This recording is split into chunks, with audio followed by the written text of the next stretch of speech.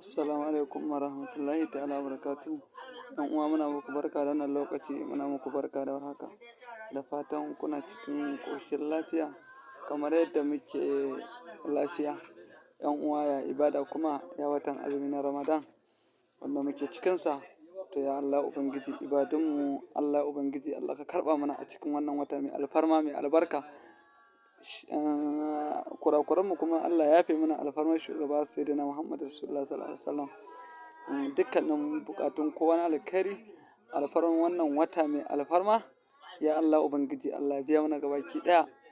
To yan uwa yau ma dai kun ji mu dai kwana biyu shiru. To da ke gaskiya yanayi ne na aiki da shauransu da kuma yanzu gaskiya ba lokuta haka wanda za mu yi ta sake muku abubuwa. To shine mu dai muka duba muka gani mun ɗan jima gaskiya ba mu kawo abubuwa a cikin wannan majmu'a gida mai albarka. Shine muka ce ba mu kawo muku wannan shima domin ku jarraba ku gani da yardar Allah in sha Allahu. Kun san dai duk abin da za mu kawo muku ne ba ma yin sa haka kai tsaye sai mun jarraba shi mun ga abin ya yiwu ko kuma mu ce mun ga an samu nasara akan abubuwan tukunna sai mu sake da yardar Allah. To mun kawo muku wannan dai gashi nan. Wallahu galibun ala amrihi. Wallahu galibun ala amrihi. Gashi nan mun kawo muku shi. To yan uwa da Allah a daure a jarraba wannan. In Allah ya so ya yarda wallahi yan uwa muka jarraba wannan za ku ji daɗi da yardar Allah. To wannan dai ana yin sa ne akan duk akan niyyar da ka ɗauka.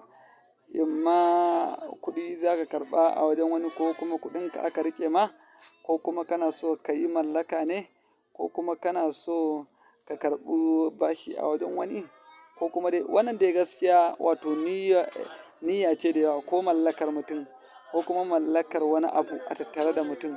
To don Allah don Annabi ka daure kai wannan. Wallahi tallahi in ka daure kai wannan yan uwa to wallahi za ku sha abin mamaki. Na rantsa da Allah in Allah so yarda kwana uku ake yin sa kacal. Kwana uku ake yi kacal. Don Allah ku daure ku yi wannan ku gani. Ko miye ne kake nema to don Allah don Annabi kai wannan abun. Wato wallahu galibun ake yi. Gashi nan na rubuta ta a jikin allo za ku gani. Wallahu galibun ala amri, wallahu galibun ala amrihi. To da yardar Allah in kai kwana uku kana yi. Kwana ukun nan kuma ya zamanto duk kwana ɗaya za ka yi 12,000. Duk kwana ɗaya za ka yi 12,000. Duk kwana ɗaya za ka yi 12,000 sai ka yi kwana uku kana yi. Daga zarar ka gama sai ka nemi abin yanka ka yanka. To wallahi yan uwa in Allah so ya yarda ko me kake nema da yardar Allah in Allah ya so ya yarda sai ka samu a wajen Ubangiji in sha Allahu. In Allah ya so ya yarda alfarman wannan wata mai alfarma alfarmar shugaba Annabi Muhammad Sallallahu Alaihi Wasallam. Yan uwa don Allah don Annabi a daure a jarraba wannan. Kuma kamar yadda muke gaya muku ne su yi lamari irin wannan gaskiya akwai rai. Sai mutum ka ga ya ce ya yi ta jarraba abubuwa shiru ya jarraba shiru. To gaskiya akwai rai ƙarfin mustajaba a tattare da mutum da shauransu. Ko kuma ka ga mutum ko kuma ka ga a jikin mutum akwai shi bai sani ba akwai asiri ko kuma wani jifa da aka mar shi bai san da shi ba. Dan gaskiya ana samun wannan ko kuma ga an yi wa mutum wani dabarde a jikin mutum shi kuma bai sani ba. Sai ka ga mutum yana ta buga aiki ya ce mana wallahi malam mun buga aiki wannan aikin shiru fa wallahi ba mu ji ka san kuma da shi lamari komai na Ubangiji babu yadda ba ya kasancewa amma gaskiya yawanci ana samun irin wannan ɗin. To yan uwa gaskiya ya kamata mutum yana neman wato ma'ana na ƙarfin mustajaba in zai buga aiki. In zai buga aiki ya zamanto ya ɗan yi wa'ansu ayyuka a kai wato ma'ana na ƙarfin mustajaba tukunna sai hau aiki. To da yardar Allah za a samu nasara. Shi kuma wannan abin da muka sake muku na wallahu galibun ala amrihi ɗin nan. Yan uwa don Allah don Annabi a daure a jarraba. Wallahi ko me kake so da yardar Allah in dai ka sa niyya ake sa shi wannan kawai. In ka sa niyya akan abun to da yardar Allah Allah zai cika buri in Allah so ya yarda. Sabida shi wannan la shakka ne ba kokwanto a kai. Duk wanda ya kokwanto a kai kuma wato shi ma'ana ka ga ba abun ɗin al'amari irin wannan na Ubangiji. In sha Allahu ba a kokwanto a kai. Sabida mu ko mutum ko aiki zai bamu to ba ma so ne gaskiya ya bamu ya yi kokwanto a kai kawai ya wato ya sa a ransa abu kawai ya yi da yardar Allah. Amma in kana so kokonto akai gaskiya mu ma muna samun matsaltsalu daga wannan gaskiya. Shi duk mutumin da ka ji duk abin da ka ga mutum ya raba hankalinsa biyu, wato ma'ana bai tsayar da hankalinsa waje ɗaya ba. To gaskiya muna samun problem tsakani da Allah. Amma in dai ka tsayar da hankalinka ɗaya, wato kawai ka yarda da yardar Allah abin ya yiwu. To in sha Allahu mu ma muna jin daɗin wannan.